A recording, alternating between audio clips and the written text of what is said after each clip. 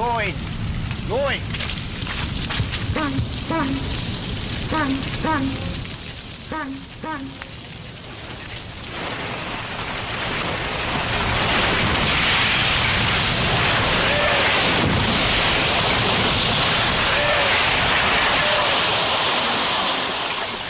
Jumper.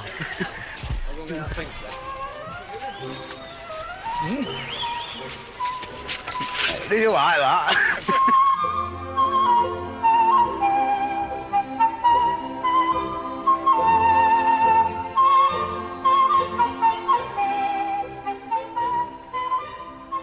Having knocked down over the past 30 years most of the chimneys within range of home, Fred Dinbah found himself travelling further and further afield for work.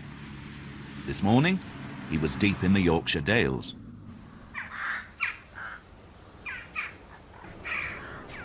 Really, I've always liked climbing up church spires. There's something magical about them. Once you get right where the point is, it feels quite nice. It's unlike a chimney because, of course, you've not got the bulk of the thing in the way. And, like, the views are quite splendid. What's it like? Yeah, it's all rotten, you know. Sort of been in a long time. Well, nearly 150 years. Yeah. It always seems such a dangerous job, you know. Well, yeah, it is. That's an understatement. If you make a mistake, it's half a day out with the undertaker. The thing is, when I was a lad, you know, I used to be a joiner, and till I was 21, before I went insane and started this job. And the guy I worked for knew that I wanted to be a steeplejack, you see. And every time somebody fell off a chimney, he used to pin it on the back of the door. And by the time I was 21, the back of this door were full of pictures of dead steeplejacks. But I'm still here. You know. Ah, yes. Very much so. Good thing you are. Help! Terrible experience. But you say 150 feet up? Yeah. Well, Johnny can beat you at that. I mean, he lives about 2,000 feet up. Eh? Right at the sticks of Marrondale. What do you do? Are you a farmer on top of this mountain? Yes, yes. Well, them woolly things. Them woolly things, of course, they make pullovers out of.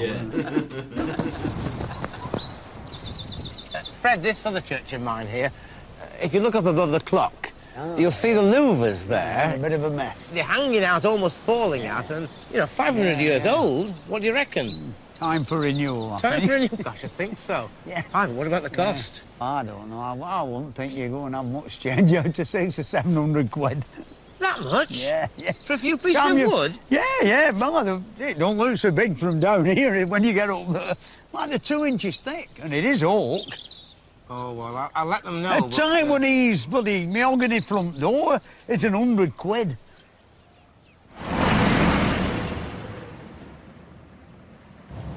Now, with the work getting further and further away from home, you know, find myself, like, booked into hotels, and I can remember at one time I used to get very overawed. You know, I didn't really like hotels. The communal eating part of it were always a bit frightening, not picking the right knife and fork up and being gazed upon by strange eyes. At the beginning of the euphoria and excitement of a new job far from home, first sort of 3/4 of the week is all right, and then you begin to miss being at home. It's a bit like being a sailor, I suppose. Or you get on a ship and you disappear for 6 months. It's a strange life, you know, when you've been used to coming home for your tea at 5 o'clock every night for years and years and years. I get more and more frustrated with the fact that I can't get on with my tractor, you know. When you're working at home, after tea, if you only do half an hour in the shed, it's a little bit nearer. But when you've been away all week and you come home and you're a bit reluctant to zoom off into the shed in case you get a good talking to. Bit of a shouting at off Susie, you know, you've been away all week and now you've disappeared in the bloody shed, like. And so, in the course of his summer travels, Fred arrived at the Victorian refuse destructor and sewage pumping station at Cambridge. It's many years now since the chimney was in use and the station pumped its last load of sewage to the treatment plant across the city. But the site has been preserved and meticulously maintained by a band of volunteers. I think initially, when it were out of use and these lads first took over, they had some very unpleasant tasks, in so much they'd got to dig out the well, which of course were full of human sewage, and it had solidified, and they'd got to dig 40-odd foot of this stuff out of this hole. Well, all credit to them, you know, a lot of men had to give up, but they didn't, you know, they've done it and it actually works. They're all like live in a romantic world of long ago. It's like little lads who never grew up. I can't complain because I'm one myself. Like, really, they're like romantics trying to escape from, I think, modern life in a way. Right. Yeah. Oh, it's warm in here, isn't it? Certainly is, yes. Yeah. This engine started work here in 1895. Yeah. It pumped over 2 million gallons of the drainage of Cambridge. Yeah. This had previously gone straight into the river. Yeah. Oh, This... big improvement. This is the bit that sort of controls it all, is it? Yes, this was. Yeah. This is known as the steam man, and this is where the driver would stand. Yeah. It's a magnificently made thing, isn't it? Oh, it's marvellous. The attention ends to on the rods. the detail. Yes. Yeah. Yeah, it makes some lovely noises, doesn't it? Yes. Yeah.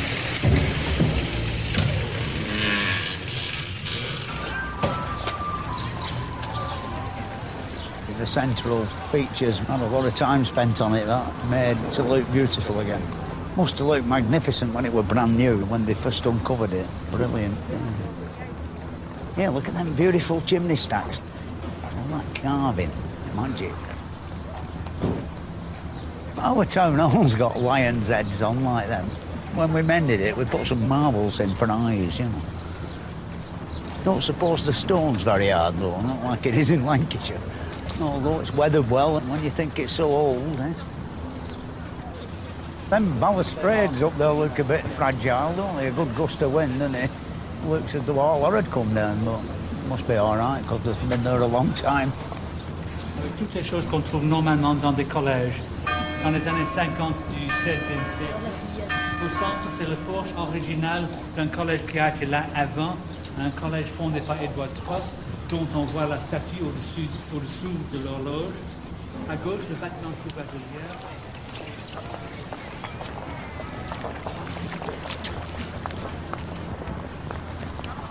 It's very nice here in Cambridge. I like it very much, you know. It strikes me as it's quite a laid-back existence here, being an academic sort of student. I don't really know whether I'd like my sons to come here. It all depends on the academic ability, of course.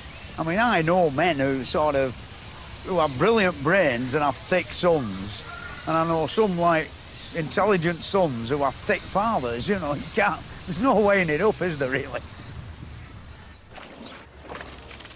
The trouble with chimneys these days is not only that they're few, but also, as Fred approaches 60, those that are left take more climbing. Oh, I'm getting too old for this. People keep asking me that, you know, how long are you going to keep climbing up chimneys? And things like, do you still climb up chimneys, sort of thing. And I've got to do, because I've got a big mortgage, you know. I've got to keep going. Income from the steeplejacking business has been going down over the past few years. A couple of reasons for this. Fewer jobs around and a lot more companies.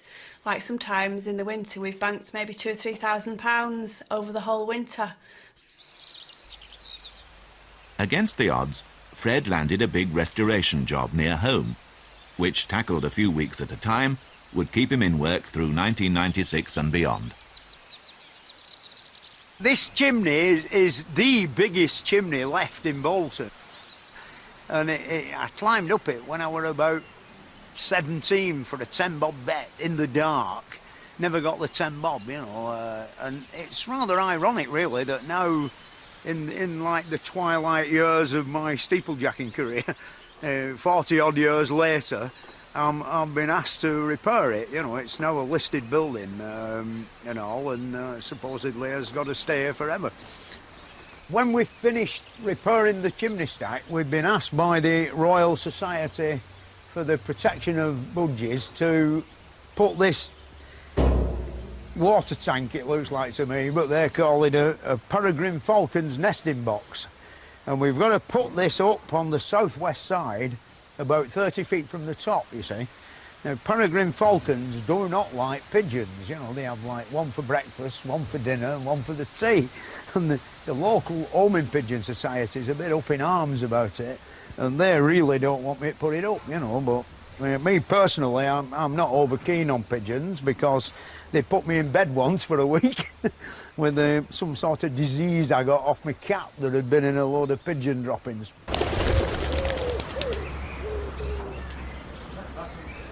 Not pressed too hard by paid work, Fred expanded the collection of ancient industrial tackle in his backyard workshop.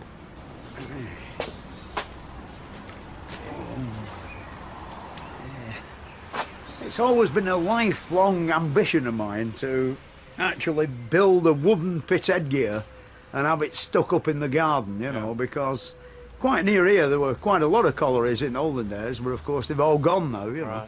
So I've made this thing and I've put in for planning permission to erect it, and then hopefully at some date in the future we'll sink a 500-foot mine shaft and tunnel under the river and underneath the cemetery for the coal. Only a joke, that. Really, it's a garden ornament in memory of the miners who once lived in this area. Hello? Has mine got no oil in? Yeah, it's got oil in that, yeah. I can't see it.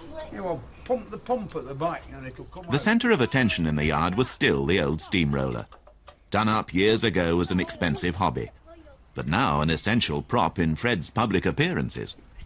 I think sometimes he struggles with the celebrity aspect of it, in that, you know, if we've got something down in the diary to go off and do a public appearance somewhere, when really he would quite like to be going off up a church steeple or in the garden doing something for himself. But I think he realises that, you know, we've got to do these things to earn ourselves enough money to keep ourselves at the winter time. It's very odd, really, the celebrity business. Like at the beginning, it were quite frightening, you know, like 18, 19 years ago. I've got used to it now, and it doesn't bother me as much. And what do you do? If somebody waves to you, do you pull your face at them and look miserable and nasty, or do you give them a wave back? What, if you don't wave, you're a miserable bugger. If you wave, you're a big-headed bugger. What can you do? You're stuck, aren't you? Fred, turn this way, lad. You should have a martini. Let's have it looking nice and happy. The cat's not happy. That's not happy. I want help too. No, it's a technical job, this painting. In recent time, Dibnah and Sons have been working to revive a home industry in weathercock making. We'll lift it up and sort of, I'll bring it round this way, you know, and I'll come all the way down with it. All right, then. Yep. We'll see how we go. All right. It was really weathercocks, well, actually weather vanes, that started my career in steeplejacking off. I'd come fresh out of the army and sort of set myself up as a steeplejack of sorts and never managed to get a job, you know, sort of thing, for 6 months. And then I was summoned to meet the Vicar of Bolton, a big tall fellow with a long black frock on. He was a cannon, you know, which I approached with a great deal of fear and trepidation. And I think the reason he liked me was the fact that he had a 1929 Humber car, and I arrived on my 1927 350 AJS motorbike, you see. And we got on quite well. He had another interest in common, firearms for a vicar, a bit unusual, but nevertheless. Anyway, we got the job of re-gilding these weather vanes, which enabled me to go and have a do at other vicars with a lot more confidence, and ended up nearly up every church spire in Bolton. It's about 30 years since I last put the gold on these. Somebody did them in between, actually, but they didn't do a very good job, you know. Yeah, let's stand them up, see how tall they are. Yeah. Yeah.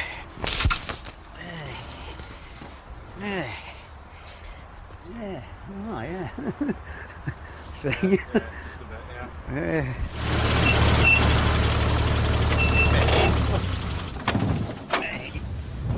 Here we are. Well, it's nice to see you. All right. Yeah, it seems a long There time. it is. That looks super. Great. Really The nice. ladder's not blown away yet. Ian so- Ed, the headmaster. It's nice to see you, Fred. I'll get it and we'll Yeah, fix it up. It looks really great, does that? It really does. I was going to say 6 months ago I saw the mock-up, Right. and There- now I thought, there it is. thought it might be a cock-up. No, No, it's all right. that's absolutely superb.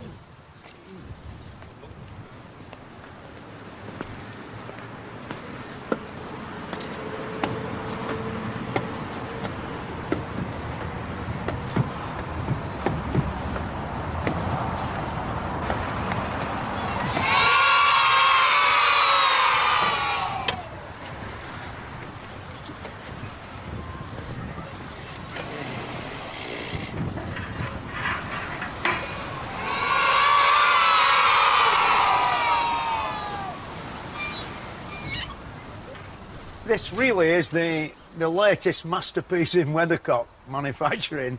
They get bigger and better every time, you know, and of course the price goes up. Like we've got these up to now like nearly £2,000, and putting the chimneys aside, I could go on making these till I'm about 95, you know. This is actually in remembrance of a gentleman who I once knew, and his widow's paying the bill for it, like sort of thing.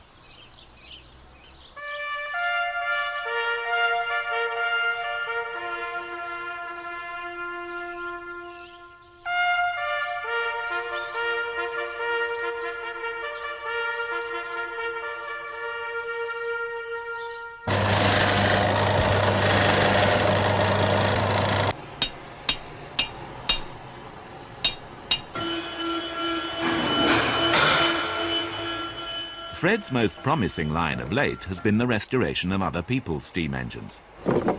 He landed a few small jobs and then a very big one, to repair this world-famed giant of the road Atlas, owned by James Hervey Bathurst. It's a Fowler B6 tractor of 16.5 tons, built in 1928, now worth a small fortune. Here we go, we'll put it to the test.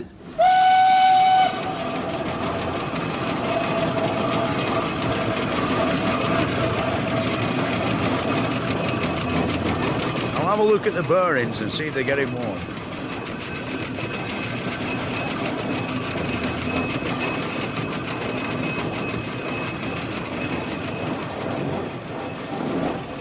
I'll buy one of these when Susie wins the pools. What do you reckon it'll cost? Well, maybe 80, 90,000 pounds, you know, something on that score.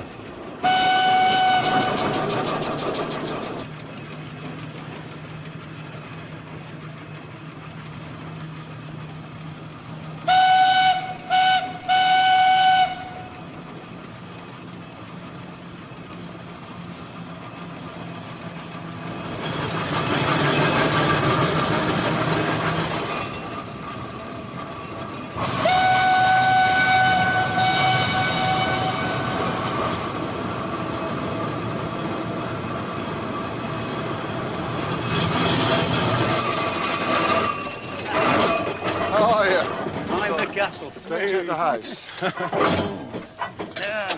wasn't sure if you were going to actually come back. I wasn't sure if you were actually going to come back. Well, I didn't really want to bring it back, you know. I've had so much fun with it back home in Bolton, you know, that I got quite attached to it. But I think we've cracked the bearings, you know. There's no blue smoke coming off them and everything. Can we hear it ticking over then? Yeah, give it a swing round, Bill.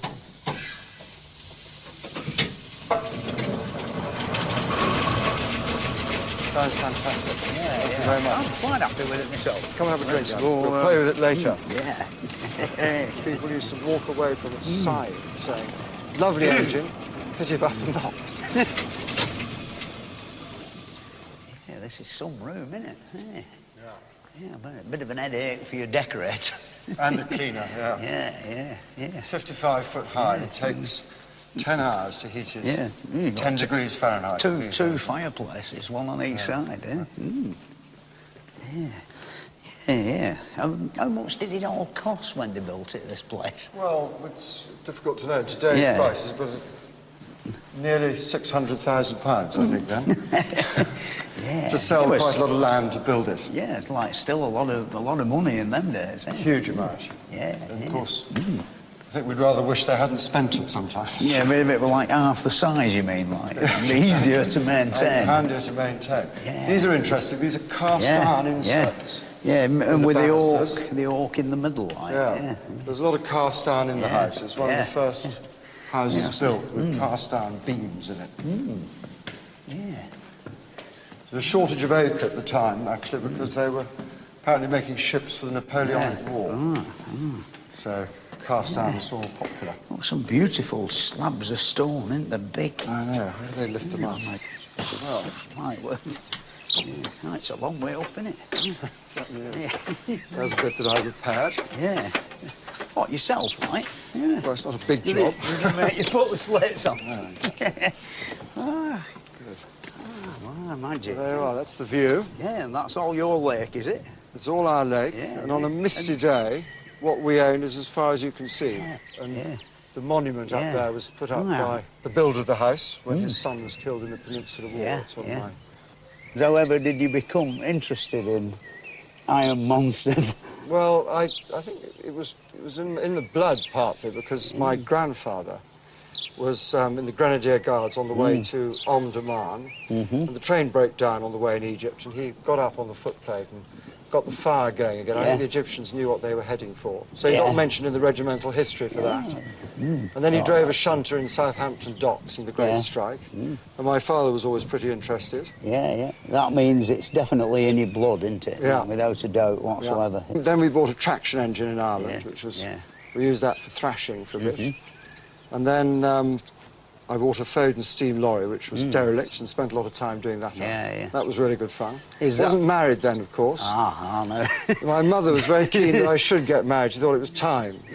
So she used to come down weekends and help me paint it up. She thought there was no chance of me getting married if the engine wasn't finished. So when I did finish it, I did get married. Like, have you had much trouble, like, since you got Atlas with the wife? That's right, it's the same as the house, you know, it was in the prospectus in a way. But, I've known, I mean, a lot of people I've known have to sell engines for divorce. So I'm quite keen, I'm very keen on Atlas. I'm keen to keep... keep washing up and looking after the children, taking them away from rallies. So I'm not there too much. I've actually started doing a bit of washing up now. I never did any before, you know, before the divorce. Well, you're lucky because you haven't got a stately home as well. So if you've got a stately home and several engines, that's double trouble. You're in real, you know, you've really got to watch it. Oh, definitely. But anyway, I mean, one of the good things is that Bill Walker, who's who you met today, who comes over and helps me, he's been through all that trouble, he's seen it hundreds of times, so every time we're about to go off to a rally, he turns up at the house with flowers for my wife and a box of chocolates and Easter eggs for the children, so he's got it right. Yeah, clever stuff, that. I really must have a do. He's quite right, no, he does the right thing. A bunch of flowers goes a long way, doesn't it? Yeah, especially before a rally.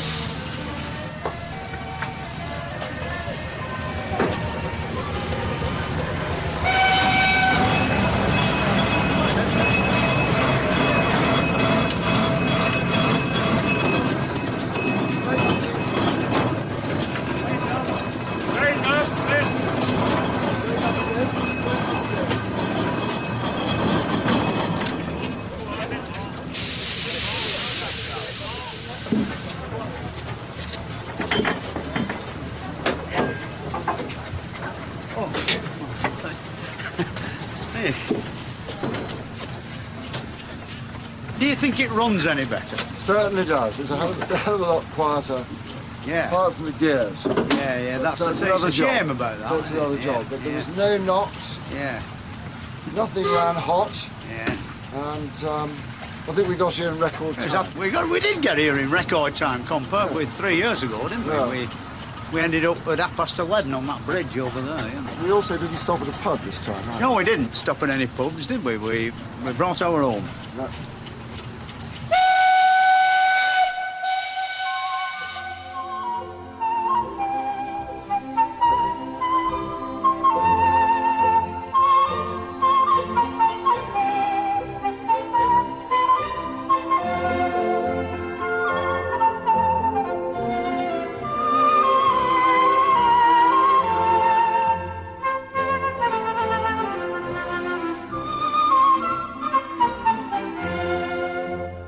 I know one lad who fell off.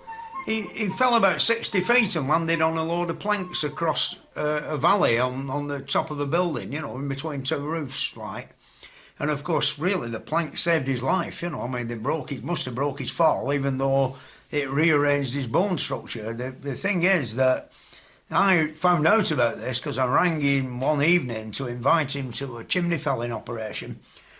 And his little lass come on and said, I said, is your dad in? You know, she said, no, he fell off a chimney.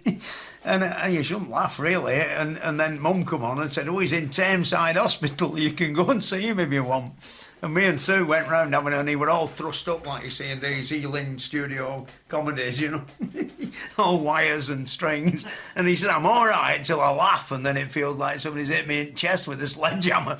You know, anyway, he's all right now, and he's back steeplejacking again. You know, he's walking about in the land of the living.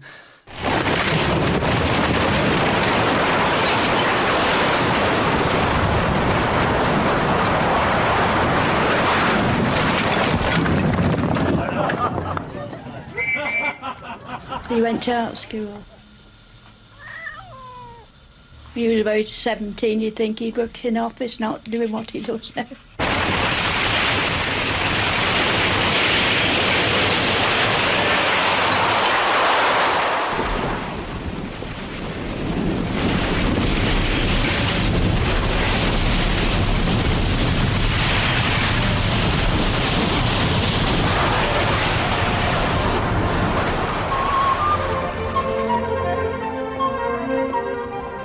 If I don't go now do for a fortnight, I get all grumpy, you know. I get thinking like, I'm bloody dying, nobody wants me no more. Like, gotta go and have a climb up something, you see. If I can carry on till, you know, I'm an old fella, like, you know, I don't know, I suppose slow down a bit before I'm 70, but the ideal way out would be, I think, instead of dying in bed of lung cancer or something horrible like that, just drop off one sunny day when I'm about 75, you know, and that'll be the end.